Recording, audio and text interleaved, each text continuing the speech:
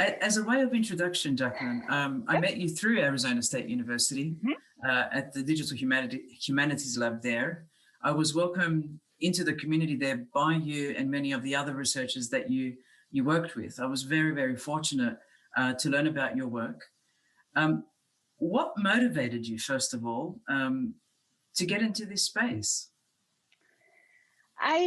It's a kind of complicated story, but the short version of it is that I have a long-standing interest in how people count dead people and why we use numbers for particular things as opposed to, for example, words. I started out my training in the history of the English language and also literary history, and sort of trying to understand what numbers were doing relative to what words do when we commemorate or even, sort of list mortality events. As I sort of went through the process of researching, it became clear to me that thinking about how we quantify human life and human death was an important part of the frame. And so that brought me to Numbered Lives. Fascinating, your move away from ASU to Dartmouth College. I mean, this wonderful chair role that you have now, opening up a whole new set of opportunities for you. We're missing you at ASU, but we still get to collaborate and hear about your research and your progress. Tell us about what you're doing at Dartmouth. Right. So the chair that I hold is for the Digital Humanities and Social Engagement Cluster, which is one of 10 clusters that were started by President Hanlon, sort of feature areas of strength and excellence on the Dartmouth campus, and to think about ways that those could have greater impact both within the Dartmouth community, but also in a kind of national and then international scope. And so the focus for the Digital Humanities and Social Engagement Cluster is feminist, it's anti-racist, right? We are interested in creating scholarship and spaces at communities, right? That are similarly feminist, anti-racist, and that are welcoming and affirming spaces for LGBTQIA folks, right? And we want, we sort of want issues of justice at the core of our work, right? So whether it's thinking about digital humanities as some of the traditional digital humanists have done with large text corpora, or if it's the kind of thing that I tend to do, which is sort of humanist critiques of various technical landscapes and practices. We want centering the issues of justice for Black Americans, Native Americans, people of color in the US, and then more broadly, to sort of be at the heart of that. And we want those sort of feminist, anti-racist, and queer affirming principles to be at the core of all the work that we do. Thank you, Jackie. I think that contribution at Dartmouth is going to be huge, and they have the right person to do that in you. I don't actually know too many more human. I describe ASU as a very human place.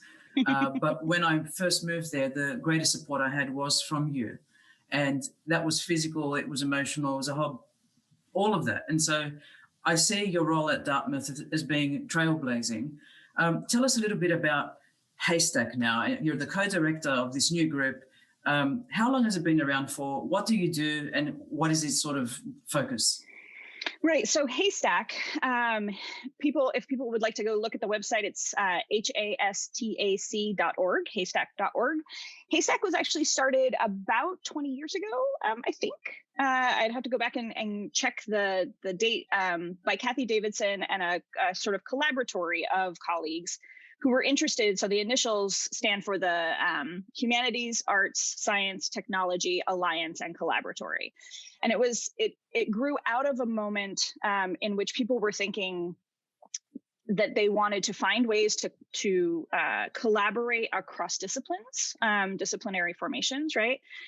They wanted to also think about new models of learning and education. So my co-director, Kathy Davidson, was at Duke and is now at CUNY. She writes a lot on new models for higher ed. This is her area of expertise. And so she was sort of really at the vanguard of thinking about how can we transform higher education from what was really a 19th century model into something more appropriate for the 21st century. And so Haystack is It's a community, right?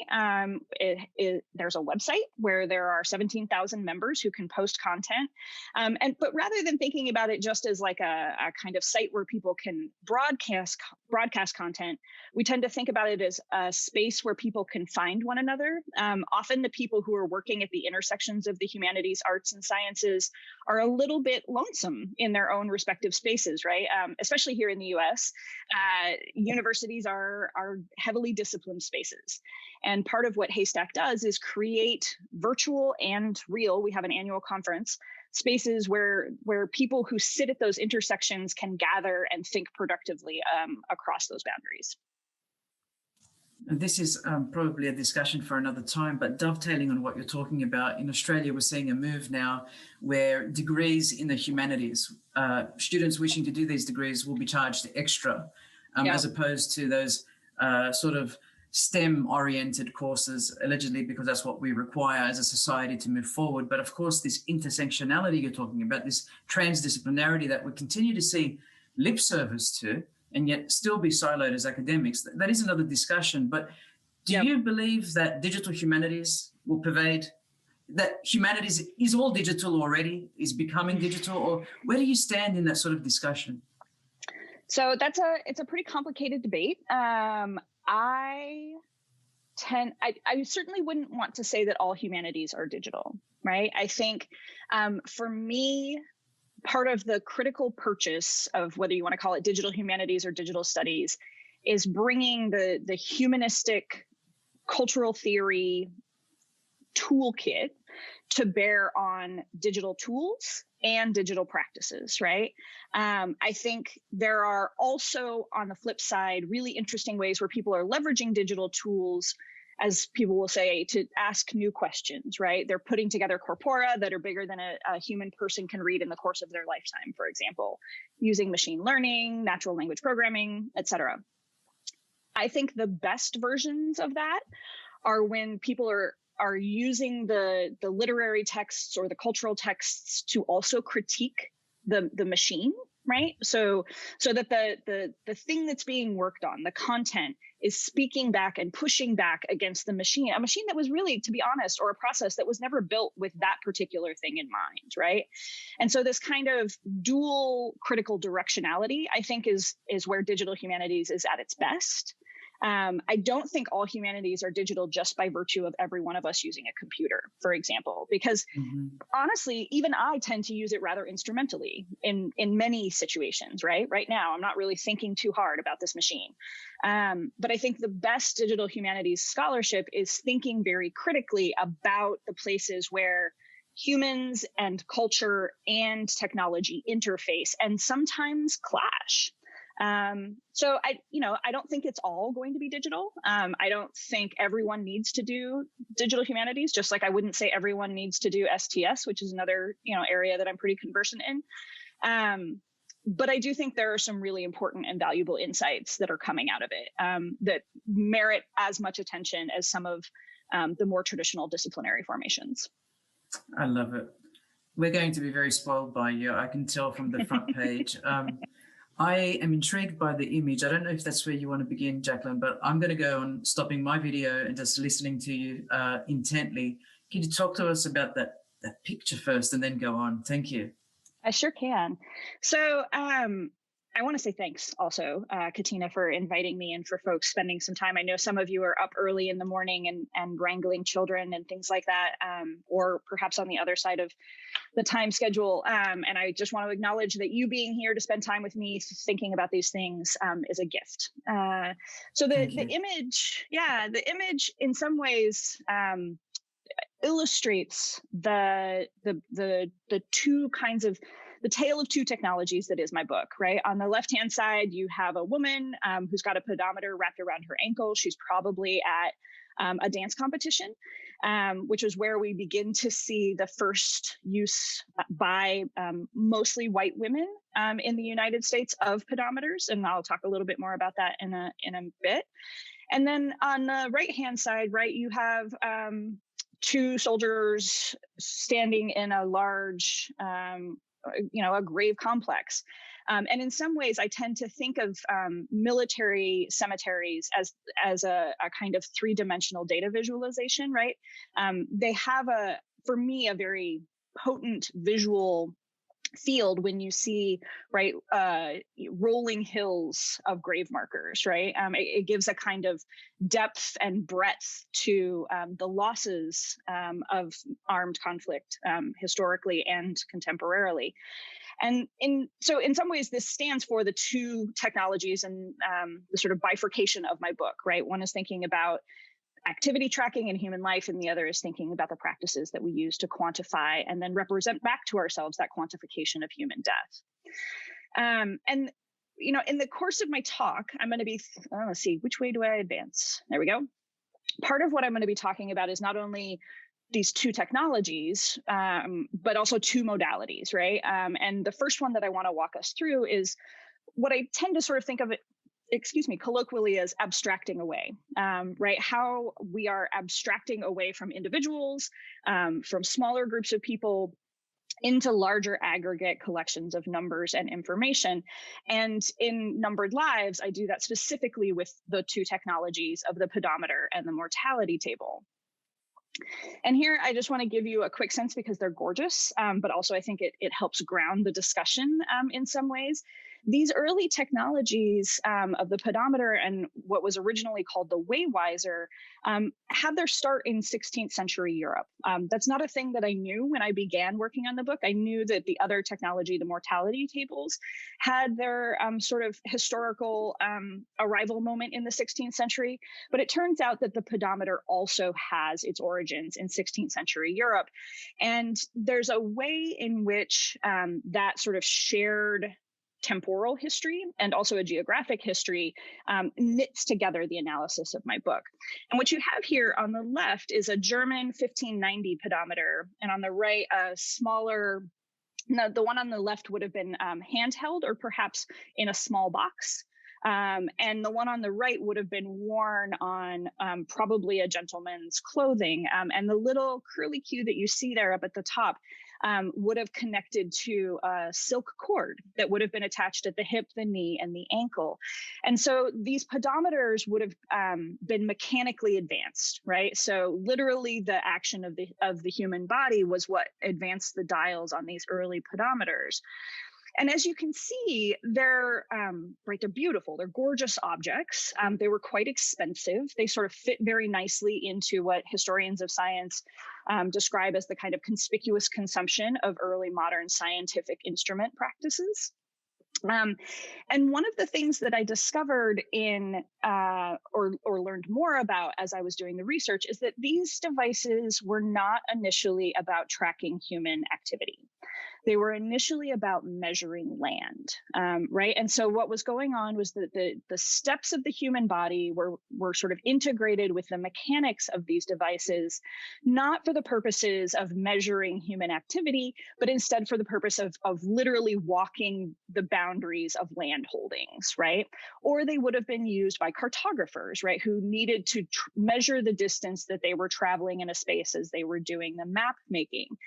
And so it was a historical shift that happened roughly around the Napoleonic era, right? When we begin to see the pedometer move not completely out of being a land measurement device, but sort of layering on the human activity measurement feature, right? And it's actually Napoleon's doctor had one of these self-winding pedometers attached to his patient, in part because he didn't believe that his patient was following his guidelines to take a sufficient number of steps in a day, right? So there was a way in which even the very first instances that we have in the historical record of the use of the pedometer is sort of on human bodies is wrapped up in this kind of medical surveillance system, right? But it also always has this land surveying quality to it. And I want to note that the people who would have moved these devices and their bodies across, space would have been largely white and relatively wealthy men. And I bring that up in part because one of the things that I do in my analysis is talk about the way in which these devices are part of an imperial colonial project, but also part of a gendering and what's the word that I'm looking for? It just ran away from me. Is a gendering dynamic, a gendering technology, right? So initially you have men who are wearing these devices, who are using them to track pieces of land that they themselves own. They then begin to use them for some medical surveillance purposes, but it's still largely on the bodies of men that they're worn. They come over during the colonization of the Americas, and they are used again for measuring land, but also for verifying the authenticity of certain work behaviors, things like mail delivery or train station management, or even a person who might be working a night shift on a boat or in a factory. So we begin to get a kind of complex layering of functions for the pedometer, but it remains in this relatively wealthy white male space. With the mortality bills, right, which, as I mentioned, are also a 16th century innovation, we again have a kind of, oh, pardon me, I'm going to go back one. So I had said that it was a gendering, and the other term that I'm looking for there is racializing. I had noted that it's a mostly white male space. But one of the things that I do in the book is talk about the ways that quantification as a practice certainly was part of a racializing project around enslaved Black bodies in particular, but it was not one that used the pedometer in the same way. A different set of enumerative technologies were being used. I had someone just come in my door, which led me to a little bit of distraction.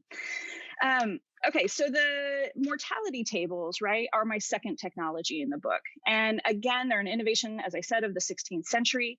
Unlike the pedometers and Waywisers, they're relatively inexpensive.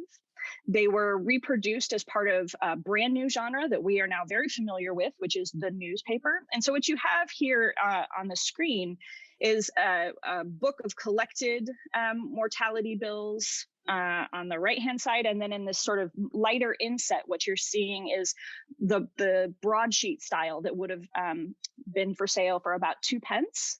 It would have hung in prominent places on boards at inns or coffee houses, taverns, things like that.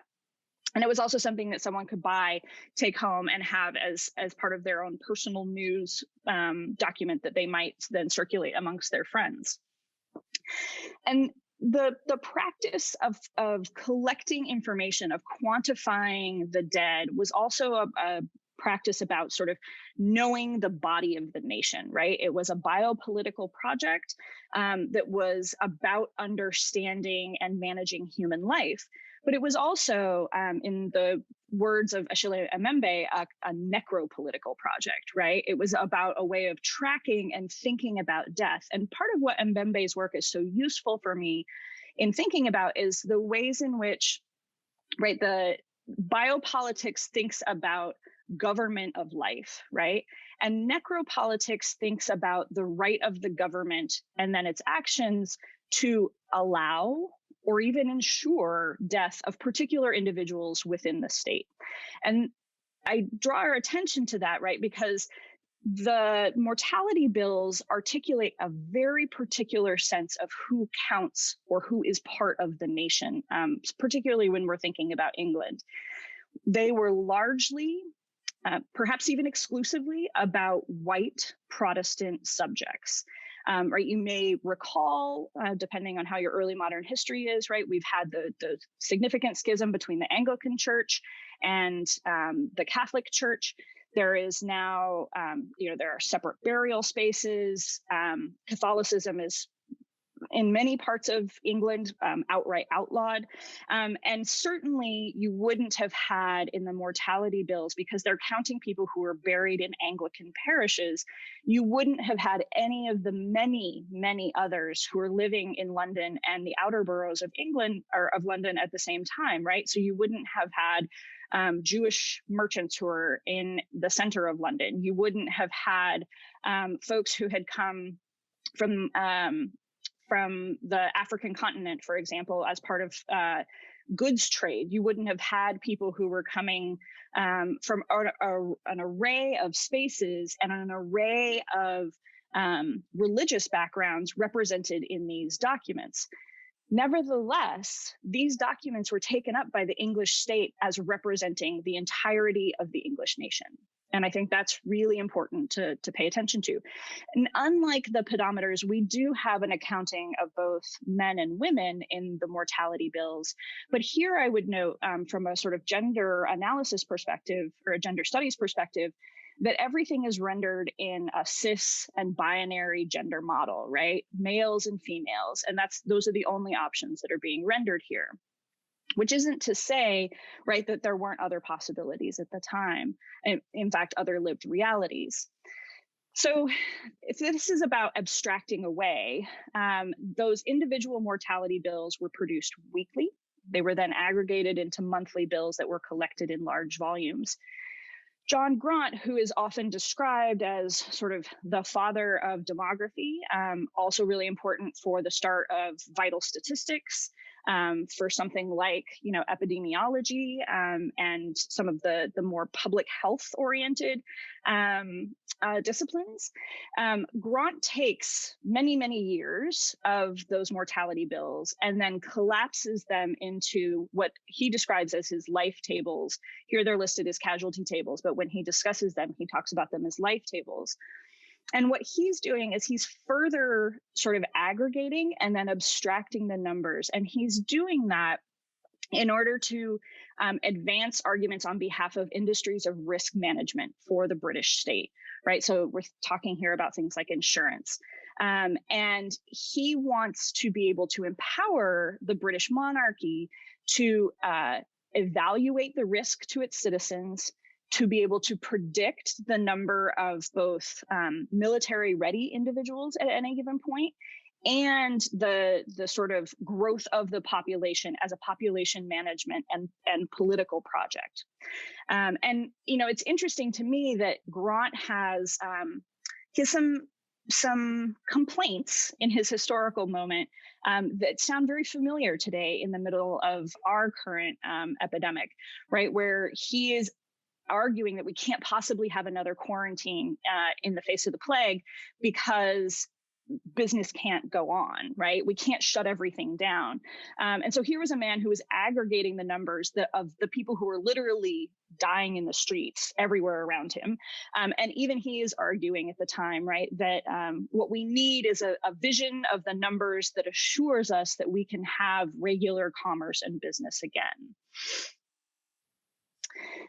As with the activity tracking devices, pedometers and Waywisers, this is not just a set of practices that are Europe-centered or England-centered, right? This is part of a larger imperial project that wanted to also use the kind of local colonial dynamics to also enact colonial counts, right? So we have these mortality counts show up in the colonies in Virginia, and then they spread very widely throughout the US. They happen in island colonies. They happen in colonies distributed all around the world, where the British Imperial Project is going forward. And there's a way in which, right, what's happening in the imperial metropole is about governing the populace there, right? And what's happening in the colonial outposts is a sort of an extension of that home control, right? Send back to us the numbers so that we can judge how fruitful our colony plantings, as they often describe them, were.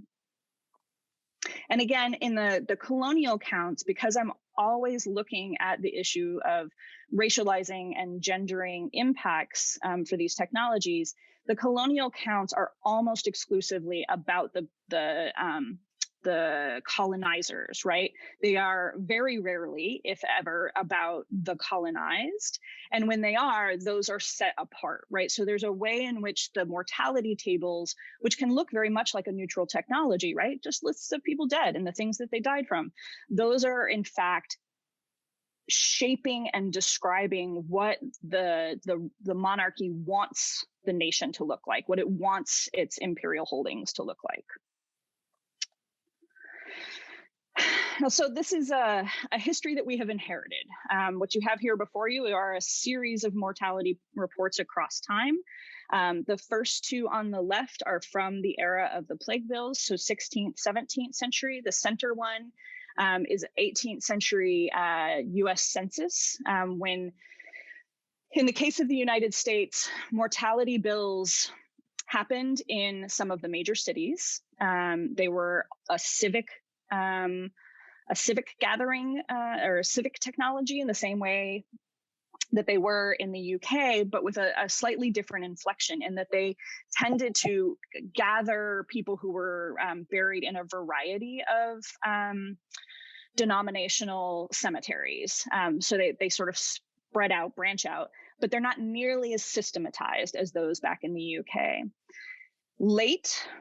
Later than I would have imagined, in the 20th century, we finally get something much more like what we're familiar with today with the CDC, and the first weekly mortality reports, right? Which is the on the second, the right two there are more current. The center, the middle one there, is one of the earliest MMWR reports. And then on the far right side, you have a screen cap from a very recent CDC publication. And I'll note that, for example, when the 1918 influenza struck, we didn't have anything like full enrollment of states leveraging or sending up their numbers to a central authority. So like I said, it was well into the 20th century before we had anything like a national mode for tracking mortality in the United States. So I had mentioned at the outset that this is a tale of two technologies, but it's also a tale of two methodologies. And everything that you've had thus far has been about the abstracting away. And I am personally, even though I'm deeply, deeply invested in understanding the abstracting away, right? I want to understand the way that these abstractions work, both in sort of formal technical terms, but also in social and political operations. I also want to understand what I describe as a kind of reaching towards. And part of my motivation for wanting to understand the abstracting away was that I was seeing artists in particular enact this method of reaching towards. And I'll give you an example that shows up in my book. This is the Nicholas Shadow. It's an art installation by David Gurman, and it's drawing on IraqWarBodyCount.org data, right? And Gurman, this is an incredibly powerful installation. It's in the then closed St. Ignatius Church in San Francisco. And what Gurman wanted to do with this piece was he wanted to, and he describes it this way, he wanted to collapse space and time between Americans who seemed remarkably unimpacted by the Iraq War and Iraqi civilians who were dying daily on the ground. And so what Gurman did was he connected the ongoing body counts that are part of the Iraq War body count data to this setup in San Francisco. This is a very large decommissioned bell, like that would hang in a large church. It's attached to a couple of mechanical devices and a data device and a silk string. And the bell rings every time someone dies. And, you know, people would go into the space, and the idea was that they would go in to see the installation, and there was no telling when the bell would ring, but inevitably it always rang at some point, right? Because people were very consistently dying. So it was a way of not allowing people, in this particular instance in San Francisco, to feel as if the deaths that were happening halfway across the world were not impacting them. And I was really struck by this, right? This is a deeply affecting piece. And I wanted to understand how we got to a spot where we needed something like this in order to be impacted by mortality data. And that's why I sort of talk about the reaching towards.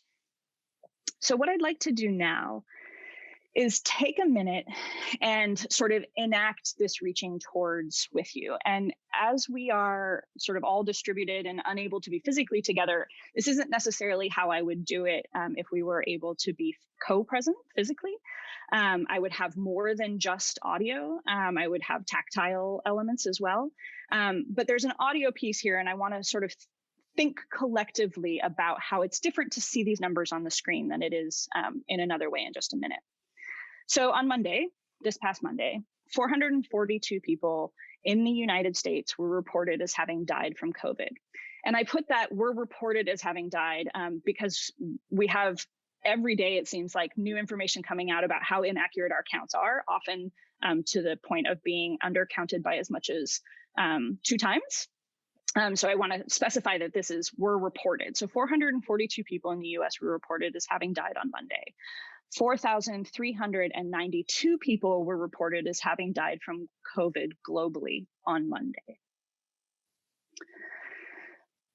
These are 2 screenshots of reported coronavirus deaths by day. On the left-hand side in the red is in the United States.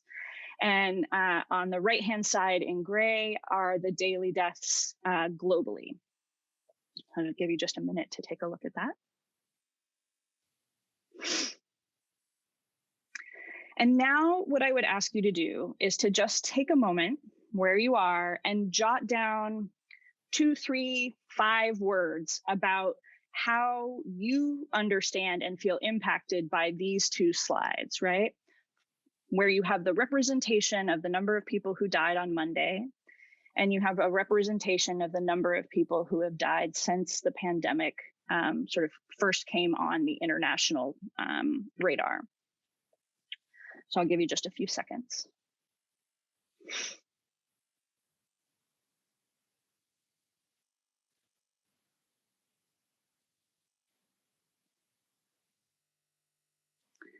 Now, what I'd like to do is play an extremely rudimentary sonification.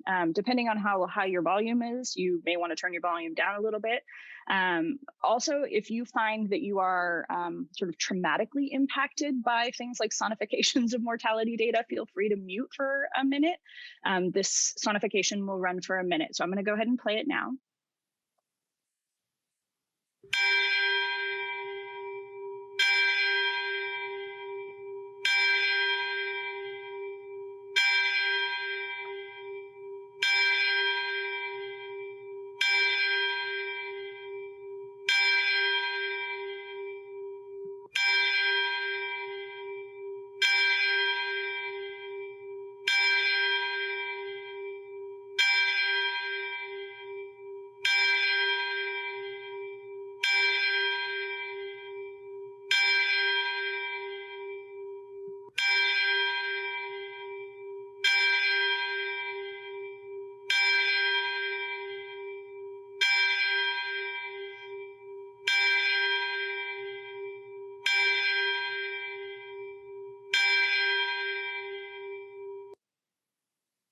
Okay, now I'd like to ask you to take a few moments and write down a few words reflecting on the impact of that. That sonification is a sonification of 21 of the 442 deaths on Monday.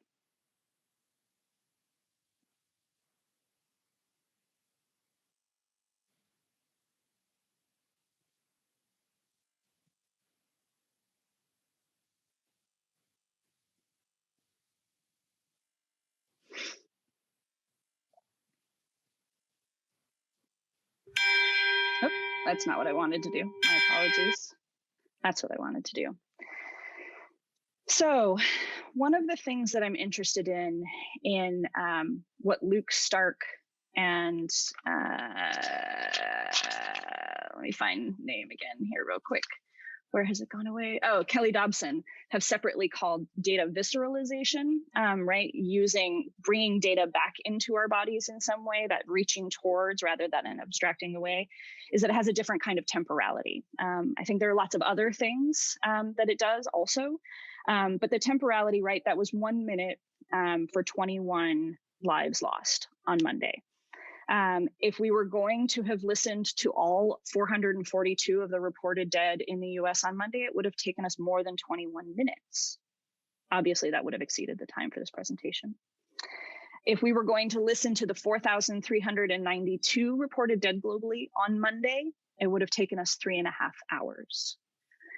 If we were feeling particularly brave and we wanted to listen to the 225,400 reported dead in the US to date, it would have taken us 7.5 days.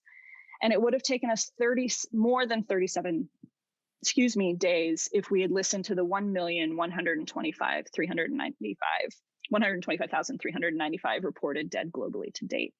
Right? There is simply a different temporality to listening to data than there is to seeing it visually. And that's something that I'm interested in.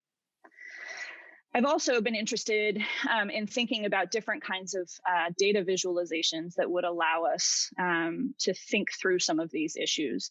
On the left-hand side, you have a small grab from a project that Nikki Stevens, Christina Rose, and I put together this summer, and it's called Trace. And it essentially imagines what COVID would have been like if it had unfolded on the Dartmouth campus using actual Dartmouth data. And it plays out over a certain amount of time. On the right-hand side, you have a different example, right? There are many people who are trying to find ways to bring the numbers home, to give them some sort of impact that they just don't seem to have when they're just numbers. So on the right is from the WashingtonPost.com. It was a data visualization that visualized how big the neighborhood of the dead around you would be if everyone who had died from COVID in the United States was living in your neighborhood. And in this particular screen grab, it's from a relatively random address in New York City. I also have been watching carefully, right, the kinds of efforts by different groups and individuals to commemorate those, and I think in many ways to visualize and visceralize the dead from COVID in other ways, right? So you have these sort of stand-up memorials in various places. On the bottom right corner there, you have the 20,000 lawn chairs that were laid out facing the White House to represent the 200,000 dead. You've got another memorial project where you've got flags being placed to represent the dead. And this is a space, right, that I continue to be interested in, right? Numbered Lives as a book is and was about understanding sort of how we arrived at a moment where numbers don't seem to work, right? They don't carry the kind of informational impact or the affective impact, right? We have here in the United States a large population who's running around as if 200 plus thousand people haven't died from this disease. And so for some reason, the numbers aren't working. And it's also a spot at the same time where public health surveillance has been rendered equally as suspect as that of corporate and police surveillance. And I'm interested in understanding how that has come to be. And I think, you know, part of the answer that I get at a little bit in the book Numbered Lives, right, is that power, you know, whether it's the power of a state, the power of a monarchy, the power of a dominant culture, it regulates through the act of quantification. And all of the technologies of quantification that participate in that are wrapped up in it. But also emotions are managed and populations are literally created through those same technologies of quantification. And I think we really need to understand more about how those powers work. And that's where I'll stop for today. Thank you. I'd like to go to questions if that's possible. I know, Professor Wernimont, you have so much made our brain go to places location-wise and time-wise, and I want to go straight to questions. Feel free to raise your hand and make a comment online in the chat or unmute, please. Can I encourage participants to do that and just jump in?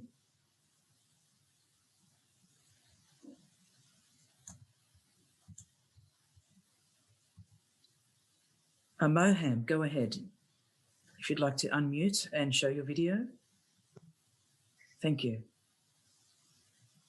Hi, I don't know whether you can see me, but let me just try There we go. this. We can see you and hear you. I'm in Mohammed. I'm actually in Melbourne, but I'm from Somalia, and this topic resonates with me because I spent some time in Mogadishu, and this issue we look at it differently. But first of all, I just want to thank you. Really, I have no question. I'm speechless. But I just want to share with you this idea. In another life, when I was in government and I happened to be in Mexico, I never saw something I saw in Mexico where they were celebrating death. I never heard anyone celebrating death. So I asked my guest, who was the Minister of Telecommunication, and I said, "Look, what's this all about? I never heard of anything like this." And he said, "Where are you from?" When I told him I was from Mogadishu, he said, "Look, you take death seriously, but in our case, we actually make a joke out of it." So, but after that, my perception about this whole idea, but seriously, this was really really touching. Today I woke up trying to watch this and expecting something else about visualization and other stuff. But I just want to thank you. This is amazing. Thank you very much. Thank you. Toby, go ahead. I'm trying to take my privacy sticker off. Thank you so much for this work. It's really very thought-provoking. I do work in gender-based violence, and this kind of public data visualization is a frequent thing on college campuses and things like that, with clothesline projects. And it feels very powerful. It feels like it invites people into a somber space, even in public space, to consider something that otherwise is often not talked about. Yeah, I mean, I think you're right. And I think one of the things, right, that I have seen when there are campus events like clotheslines, et cetera, right, is that it allows people to participate in memorializing something they themselves may know, not necessarily their own experiences, but someone around them, perhaps. It allows them to contribute, right, in ways that I think to physically do something. But I also think there's something really powerful about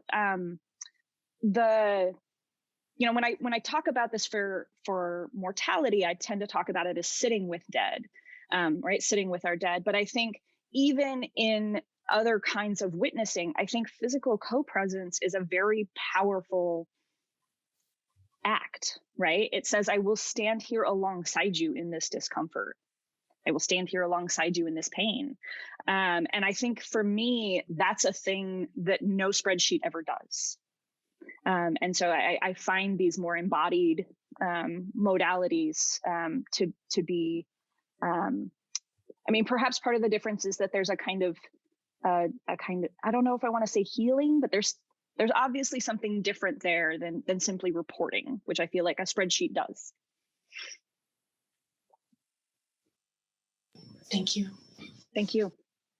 Looks like Ali has a hand up. Ali, thank you. Over to you. And, friends, I don't mind the silence. It's just helping us to absorb what Jacqueline has given us this morning. Go ahead, Ellie. Hi, thank you for your talk. It's interesting to think about spatiality and and sort of memory making. And one of the things that came up for me is the idea of the memory palace.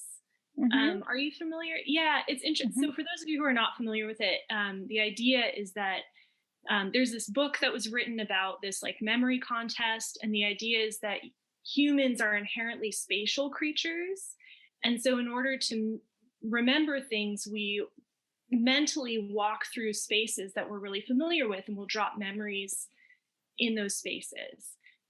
So for me, that's sort of like human tendency toward spatiality as a way of experiencing the world and a way of connecting with the world seems to shine through what you've talked about. So it's really interesting.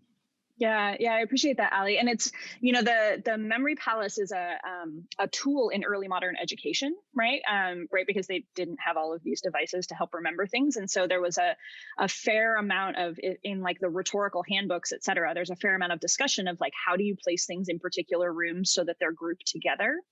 And I think one of the things that's so interesting about the way that you described it is that you described it as walking through, right? And I think that's a big part of it, right? I think even if it's an imagined body motion, right, a kind of mental construct of walking through a house, that there's something about not simply space experienced like as a two-dimensional thing, but as a three-dimensional thing, something that a body moves through and therefore remembers differently. I think you're absolutely right about that. Yeah, interesting. Thank you. Yeah, go ahead. Hi, Jacqueline. Thank you so much for your presentation. Really fantastic. I really, really enjoyed. And what was interesting was actually going through the examples you were doing. And I was going back to actually like Santoro, which was doing, this University of Padua in 1575, 1580s, the first measurements of physiology. Then you go further to Foucault, Souci de Soi, the selfhood. And then you see now in the last, say with digital technology, you see the quantified self.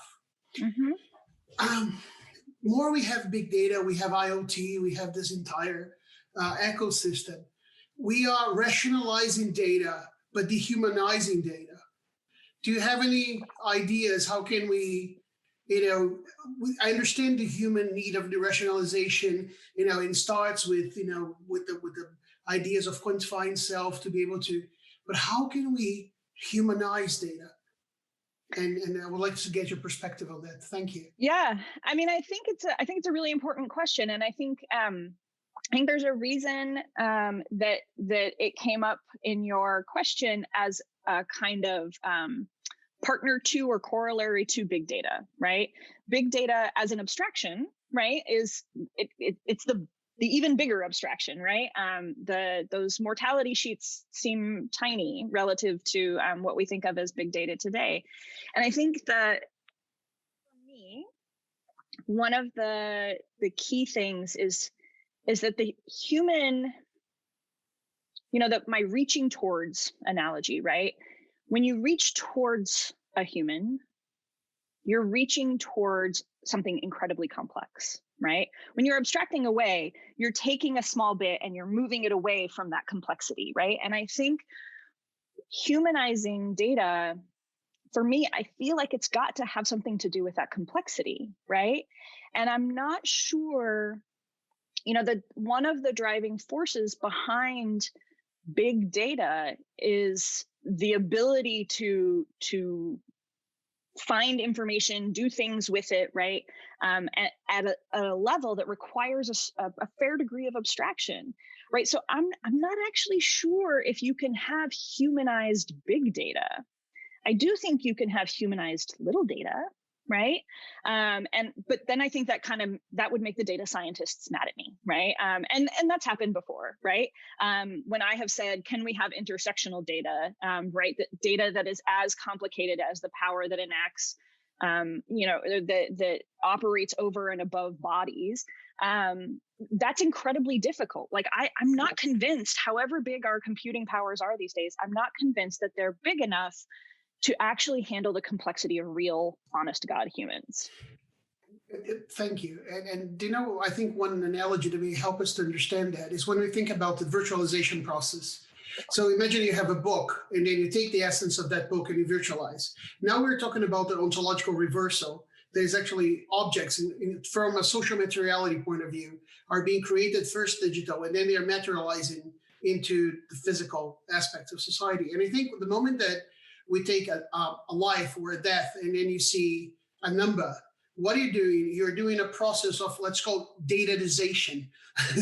And on that process, the complexity, if you think of all the essences that number means, it is stripped down to a very simplistic, while parsimonious for rationality. But it's really, if that is a number or that's grammar, that makes a big difference, isn't it? So I think I think we need to bring those discussions to actually, data visualization can be a very powerful thing, especially when you're able to spec for cognition, but trying to humanize those elements rather than, making decisions. When you go and you see in decision sciences, people are saying how it can optimize an ambulance or something like that, but there is more to that. And I think those are important elements for people who are designing technology.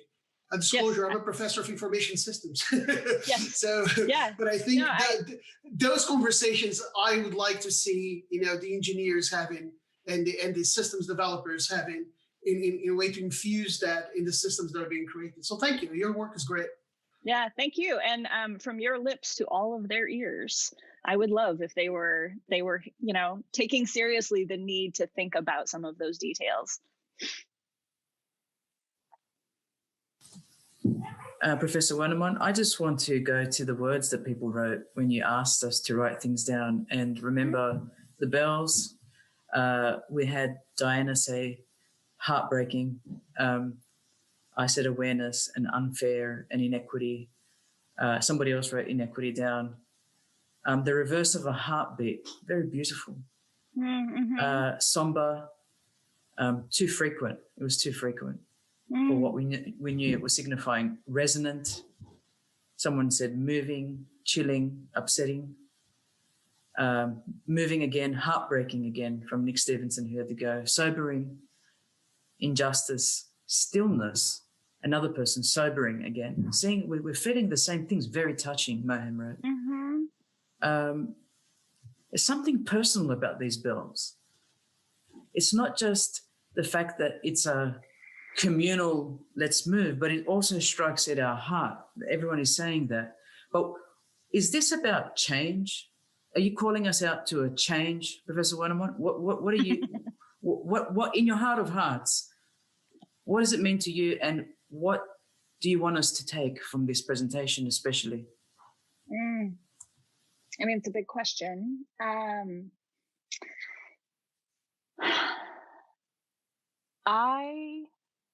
don't want to live in a world in which numbers upon numbers upon numbers of people die and we see it, right? We're confronted with it all the time. And we're not driven to action, right? I don't want to live in a world in which 225,000 dead people doesn't stop you in your tracks, right? I don't want to live in a world in which 2 million migrants in the Middle East crossing a sea doesn't push people to action, right? And so I want to understand if the numbers have been leveraged in such a way that what they do is support decision systems that don't think about people, then I want to find another way, right? I want to find another way of representing those losses so that it does like literally resonate in people's bodies. I'm struck, right? Like the image that's still up on my screen is of one of the memorials, right? It's 194,938 dead at that particular moment, right? And I know for a fact that people just walk by, right? And I know why we do it. I know because we have to get up and go to work, right? We have to be with our partners. We have to take care of our animals. We have to take care of the humans in our families. And if we're shattered by it every day, then we can't function. And so I'm cognizant that we are all enacting a kind of psychological safety valve.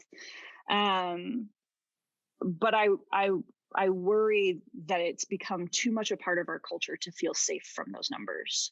So if I'm asking for a change, it's a systematic effort to not have safe numbers. That's fantastic.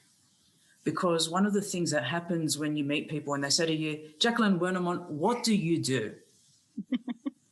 And you're in this like thinking, will they really get what I do? Because they might think it's really macabre, or they might think, what's she really, what is that what she does? In fact, these are the things that everybody should be preoccupied with every time they wake up in the morning, every single day they go to work. And at work, we don't go, oh, there's just another document to pound out. We go, actually, while we're pounding out the document, which is a strategy to A and B, we should actually be thinking about those people and how we're going to change things. That's what public interest tech is. And so I don't want voices like yours to feel uncomfortable when they say things. I want everyone to go, this is the voice we should all be listening to, and how come we're not? And so I look at the research grants, I look at where things are going in the world, And it's more of the same, Professor Wernimont. And I'm sort of at that same point as you going, when are we really going to see? When are we really going to start opening our mouths and saying, this has got to change? And we're using techniques like bells, which we should be. There should be a warning message. Come on, let's do this. Let's change things. Otherwise, we're just going to be one of the statistics in a different way, in a different time, in a different setting. Someone we love is going to be one of those statistics.